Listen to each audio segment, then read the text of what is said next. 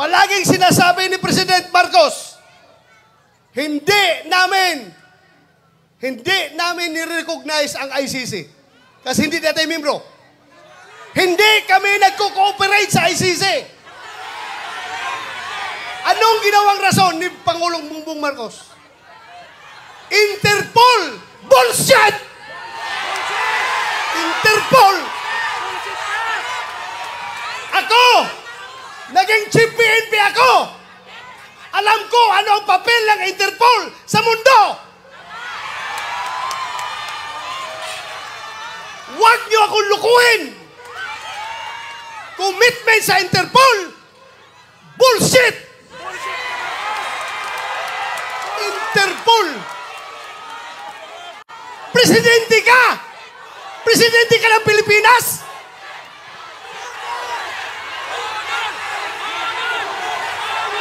Presidente ka ng Pilipinas!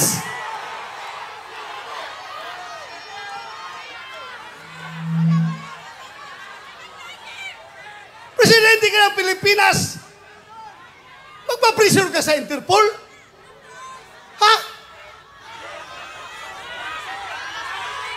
Pero lumalabas, mas gigil na gigil, mas atat na atat sila kaysa Interpol, kaysa ICC. Atat na atat sila na ibiyahe si Pangulong Duterte. Bakit? Di ba katungkulan na ating gobyerno ayon sa ating konstitusyon to protect, to serve and protect the Filipino people? Siniservisyohan niya? Yung mga dayuhan, hindi ang Filipino people. Kasi ang Filipino people, yun ang pinadala niya doon sa dahig. Alam nyo, habang kinakarga siya sa aeroplano, nag-struggle sila doon. Wala na ko ibang magawa. Dahil nandoon ako sa Davao, kino-coordinate ko yung ating yung petisyon na ginagawa natin na hindi nakahabol. Hindi ako sumama sa Hong Kong dahil sa gabi na yon, alas 3 na madaling araw dapat ang biyahe ko papuntang Hong Kong. Pero merong nag-leak sa akin na impormasyon. Hindi pa rin tulog ang Diyos. Nagsabi na, sabihan mo sila na may warrant na si President Duterte at si Bato.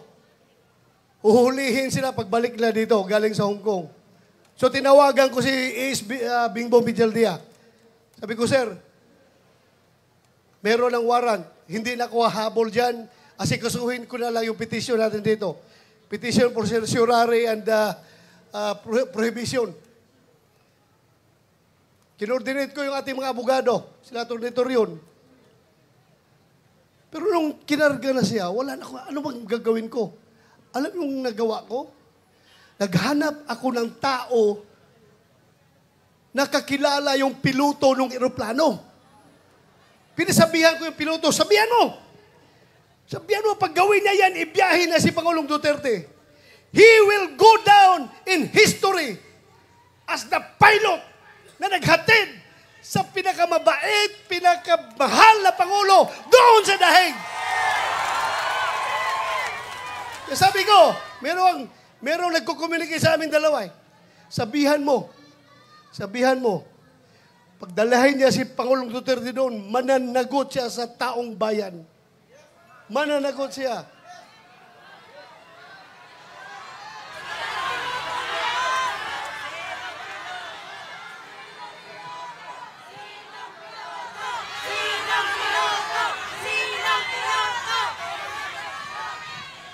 Alam niyo, ang nakakasama ng loob ko.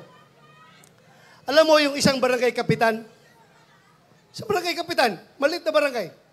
Kausapin mo, Kap, ano ang tingin mo dito? Tama ba ito? Hindi. Sabi ng kapitan sa'yo, sir, ikaw naman, sir. Pareho tayong lalaki. Hindi pwede yan, sir.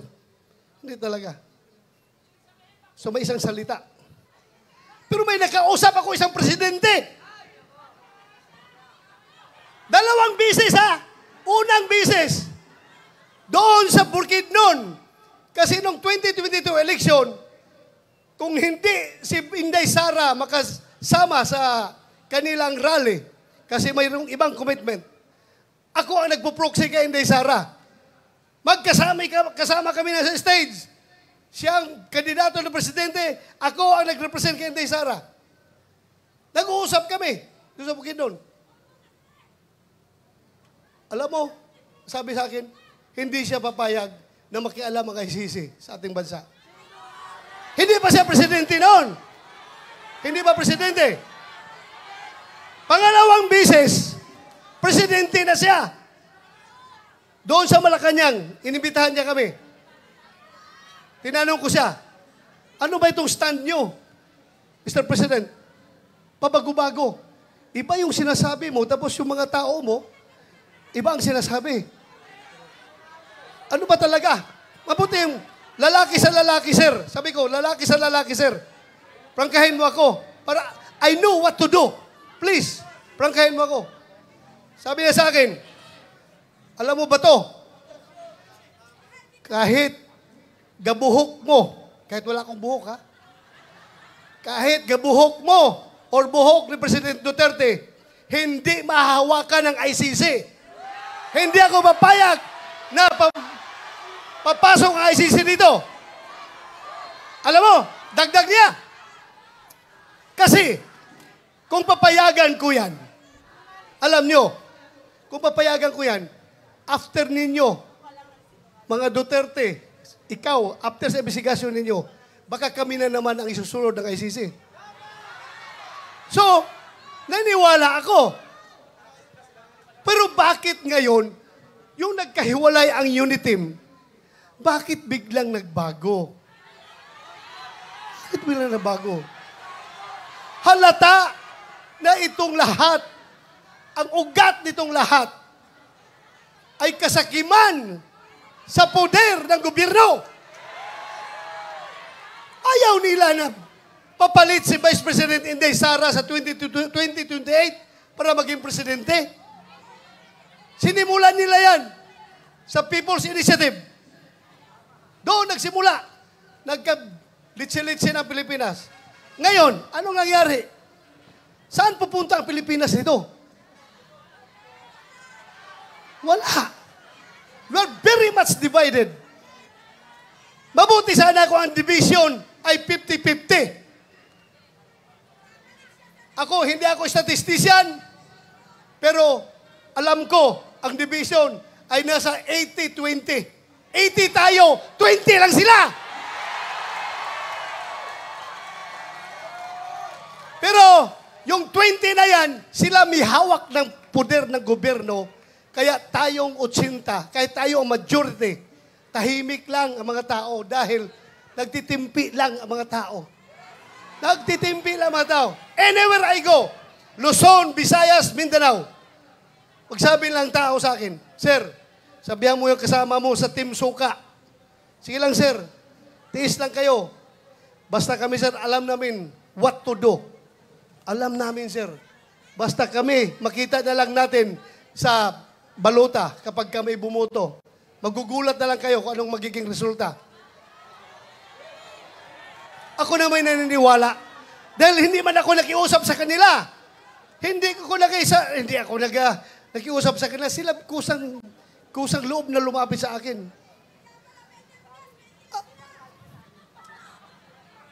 Alam nyo, ang nakakasama pa, ha?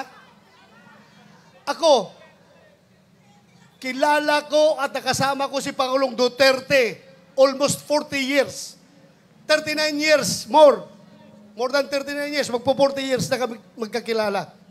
1986, pag-graduate ko sa PMA, pagdating ko sa Davao, Vice Mayor pa siya noon. Kami parehong lalaki. Puro action man. Pagdating sa Gira doon sa NPA sa Davao Region, ako palagi ang nangunguna sa Gira. Ako palagi ang nangunguna. Siya naman ay piskal pa noon. Naging Vice Mayor nung inappoint ni President Cory Aquino. Gusto niyang, pareho kami, parang Talagang gusto ng adventure, gusto ng aksyon. Kaya every time meron ako inkwentro, pupunta siya doon, makibalita. O ano nangyari? Ay, ito sir, ito. So doon kami nag-start kakilala. Noong kinasal ako 1989, siya ang kinuha naming ninong. At from there on, doon na.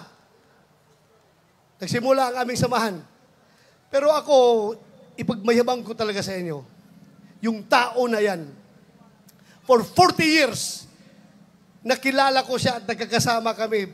Ako bilang pulis at siya bilang mayor ng Davao City.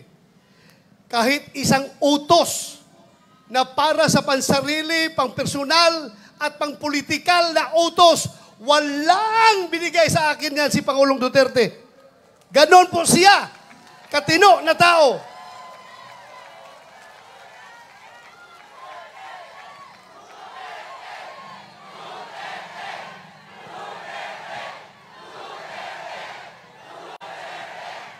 Kaya mga kaibigan, pagdating ng araw, ayaw ko sana kayo isama sa problema ko. Ayaw ko idamay kayo. Pero pagdating ng araw, nalalabas yung warrant of arrest ko, uhulihin ako ng PNP. Ito lang masasabi ko sa inyo. Ito lang masasabi ko sa inyo. Lahat ng ginagawa nila ay illegal. Kasi yung warrant of arrest na kanilang siniserve sa atin, hindi yan nanggagaling sa competent authority. Hindi yan nanggagaling sa local natin. Hindi yan ni-recognize natin dahil hindi tayo under sa kanila. Kaya dapat magkakaisa tayo. Hindi ko kayo dinadamay ha, pero pinapaalam ko lang sa inyo. Any time of the day, baka ngayon, pagbaba ko sa entablado, nandyan na, nakaabang na sila, arestuhin na ako. Bahala kayo. Sige.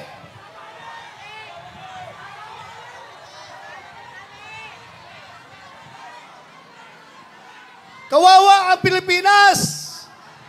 Ganito na lang. Ganito na lang ba tayo? Kawawa. Sana magising tayong lahat. Pero ako, don't get me wrong. Ako po'y nakikiusap sa inyo na kahit kayo'y galit na galit na. Kahit kayo'y nanggigigilan ng gusto dyan, dahil sa inustisya na ginagawa nila, ako pa rin na nakikiusap sa inyo. I am appealing for your sobriety. Sana kalma lang tayo. Huwag tayo gumawa ng dahas. Dahil pagdating sa dahas, bibigyan natin sila ng rason na mag-declare ng martial law. Diba? Huwag niyong gawin yan. Huwag niyong gawin. Huwag kayong gumawa ng dahas. Huwag natin sila bigyan ng rason para magdeklara ng martial law. Kailangan tayong lahat ay kalma lamang. Pero, solid, nagkaisa at gustong-gusto na ibalik si Pangulong Duterte dito. Bring him home! Bring him home! Maraming salamat! Magandang gabi sa ating lahat. At huwag niyong kalimutan, hindi lang sa sigaw natin na bring him home, kundi individually.